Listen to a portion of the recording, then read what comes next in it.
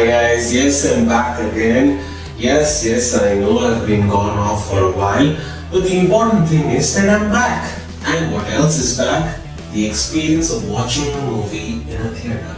Yes, the theatres have opened, well, at least in most part of India it has been. For many like me who have missed watching the movies on the big screen, this one came as a happy news in an otherwise gloomy last 2 years. Now as the audience starts slowly getting comfortable in watching movies in theatres, the filmmakers too will get comfortable in releasing movies on theatres. In the last couple of weeks, Marvel released its latest addition to the superhero chart with Shang-Chi and the Ten Rings. A week ago, Ryan Reynolds' Free Guy also dropped, Dwayne Johnson's The Jungle Cruise, and this weekend is none other than James Bond. So without wasting any more time, let's jump into what I thought of the new James Bond film, No Time to Die.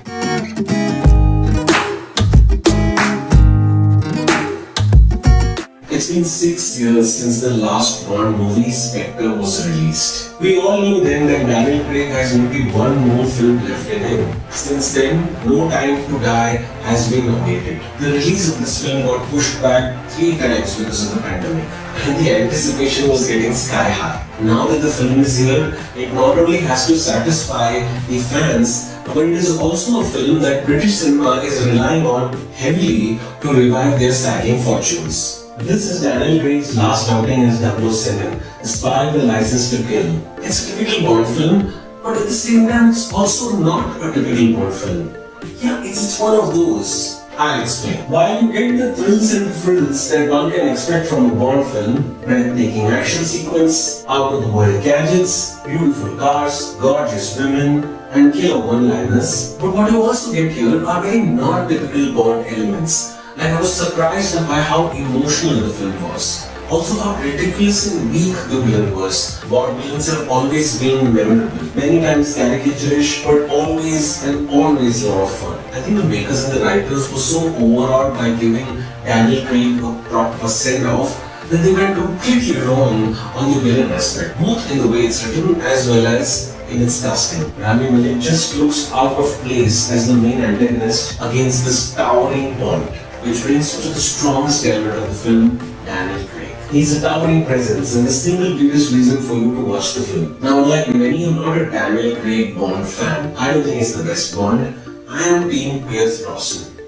I mean, just look at him. I mean, is there a better Bond than him? Anyway, but it's undeniable what Daniel Craig brought to this franchise. His roughness and grit gave Bond a human touch. It made him real. Craig's version of James Bond not only bled and bruised, but also made Bond very rugged and tough, which is so different from what we've seen growing up, wherein James Bond was always this suave, charming, larger-than-life man. He departed so much from the tradition that in one of the films, he ordered a beer. Imagine Bond having a beer. But Daniel Craig pulled it off, and he pulled it off with style. He was voted one of the most popular Bonds, right up there with Sean Connery. And he did elevate the franchise, which is now 25 films Bond. There's really no point talking about the storyline of a Bond film. It's usually a villain who has a massive plan to take over the world, weapons of mass destructions are involved, women are involved, other countries are involved, crossing, double crossing, you know the drill. So I'm going to jump directly into the good parts. The action sequence. The one that stood out for me was the car chase sequence in Cuba, which happens very early in the film. It starts unexpectedly and stays like that. Now, director Cary Joji Fukunaga, who also directed the outstanding True Detective first season and the critically acclaimed Beast of No Nation, he mixes the hard-hitting, edgy combat sequences with the super stylish and suave ones. His action set pieces, both the Cuban car chase sequence as well as the Havana after-party sequence, which happens in the middle of the film, in which the stunning Ana de Armas shows up, have a peculiar flair and inventiveness which marries the old style Bond with the new style Bond. Actually, this is a theme which you will see right through the film. It's somehow able to bring the old elements and the new elements together. The other good part is the humor element. Now, having someone like a Phoebe Waller-Bridge as one of the co-writers in the script, I was expecting a lot of self-aware and self-deprecating kind of humor. But that really wasn't the case. But however, having said that, the sequences which involve Bond as well as the new 007, which happens to be a black lady, are quite funny. Also, some of the throwaway lines are what I call cleverly silly, enough to make you chuckle more than once. I get why you shot him. Yeah, well, everyone tries at least once. It's been decades since Bond has had so many grown-worthy one-liners in the film. The movie ends as a fitting tribute to Daniel Craig's legacy as Bond. It's emotional and thoroughly satisfying. At a runtime of almost 3 hours, this is the longest Bond film ever.